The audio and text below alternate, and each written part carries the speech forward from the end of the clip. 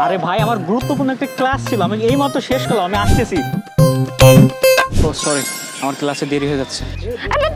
আপনি আবার ক্লাসও করেন? আমরা নেমে যাব? এনি হাও, আপনি কি আমাকে পছন্দ করেন? তোমার নাম কি? স্যার আমার নাম দিবা। নামটাও মিষ্টি, তোমার মুখটাও মিষ্টি। কোনো দরকার নেই, আপনারা রিক্সা নিয়ে যান, আমি অন্য একটা রিক্সা নিয়ে আসছি। সমস্যা নেই, আমরা নেমে প্লিজ, বড় ভাইদের সালাম কালাম দিতে হয়, তোমরা জানো না? আসসালামু আলাইকুম। এটা তো খুবই ভালো হলো। একই এলাকার টিচার পেয়ে গেলাম, আলহামদুলিল্লাহ। সেটারও একটা কারণ ছিল। হ্যাঁ তো বলেন কারণটা। আরে কারণটা বলে যান না। যদি বলি হ্যাঁ, অলরেডি আমি সেটেল, আমার সাথে তুমি ভালো থাকবে। ভালোবাসি আপনাকে। কখনো ভাবিনি যে কলেজে আসার পরে আমিও কাউকে ভালোবাসি। তাহলে আমি যখন প্রশ্ন করলাম তখন উত্তর দিলেন না কেন?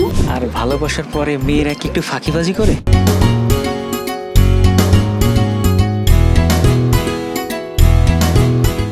হ্যাঁ সুমন ভাইয়া, তুমি কি ক্যাম্পাসে?